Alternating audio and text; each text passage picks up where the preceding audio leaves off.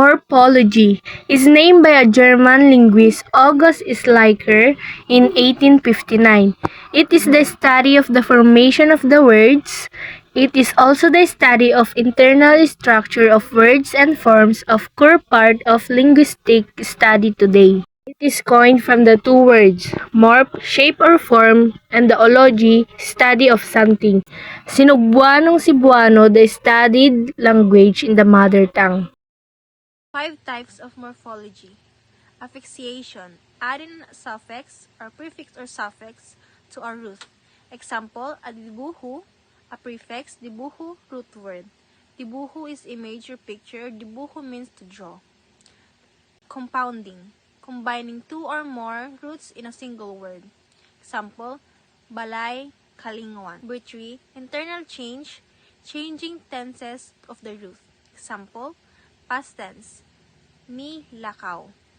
Present tense, naglakaw. Future tense, molakaw. Number 4, suppletion, changing part of the root completely.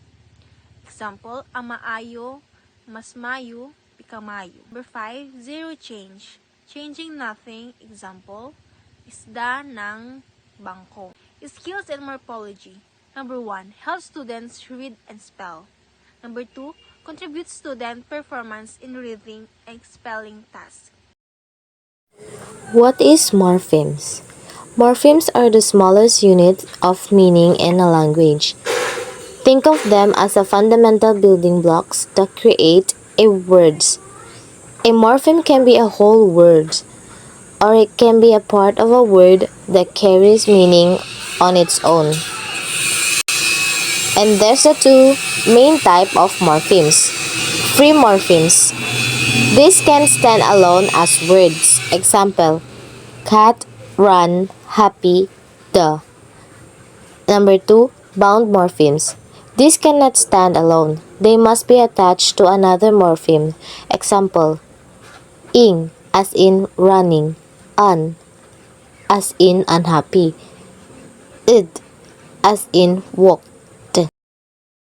Orthography. It is a norms of spelling, hypertension, capitalization, word speak, emphasize, and pronunciation. It is an art of studying correct spelling according to established usage. It is a start of creating a symbols upon which our written language is built. It is also a study of letters and how they are used to express sound, add, forms words. The major types of orthography is alphabetic or visual symbols. Visual symbols represent individual sound. In a spoken language, it's called phonemes. Ang ortografiya ay paraan ng wastong pagsulat ng mga salita sa isang wika. Sa Tagalog, ito ay tumutukoy sa tamang paggamit ng mga letra, pagbabaybay, bantas, at mga patakaran sa pagsulat upang maging malinaw at maayos ang komunikasyon. Layunin ng ortografiya na magkaroon ng iisang pamantayan sa pagsulat ng mga salita. Skills of orthography. Ability to identify patterns of specific letters and words. Semantic of mother tongue. Semantics. Semantics involve the reconstructions of words, signals, and sentence structure. It influences our reading comprehensions of other people's words in everyday conversation. Semantics play a large part in our daily communication and language learning without us even realizing it. In everyday use, a child might make use of semantics to understand a math detective to do your course. As do your course whenever you feel like it. Let's talk about the different theories used with semantic. So first is the formal semantics. So what is formal semantics? Formal semantics uses techniques from math, philosophy, and logic to analyze the broader relationship between language and reality, truth and possibility. Ito yung mga halimbawa. Example of formal semantics.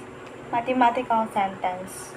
Number 1, let a number be equals x. So, here we can understand that x is a variable that represents any number. So, here, example number 2 is area of rectangle A is equal to length and width. So, the second one is the lexical semantics. So, what is lexical semantics? Lexical semantics is the deconstruction of words and phrases within a line of text to understand a meaning in terms of context.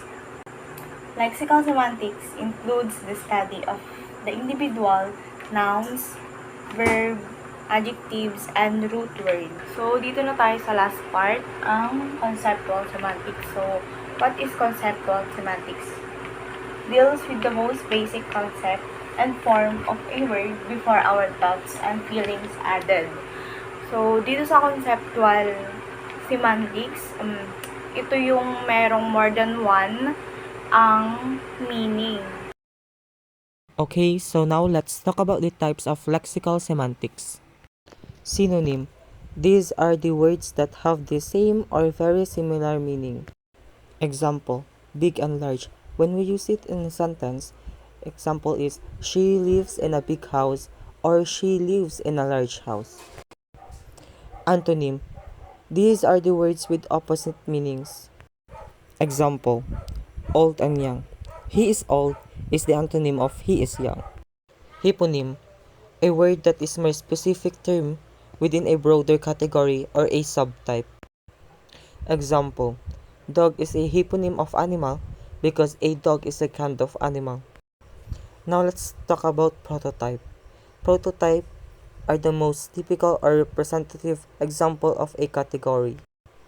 Example, robin is a prototype of the category bird. A robin fits the mental image of a bird better than they say a penguin. A homonym. These are words that are spelled and pronounced the same but have unrelated meanings. Example, bat. A bat flew in. The bat here is animal. While he hit the ball with a bat, the bat here is a sports tool. For the last example is the homophony. These are the words that sounds the same but have different spellings and meanings. Example, flower and flower. She picked a flower, and she brought a flour to bake bread.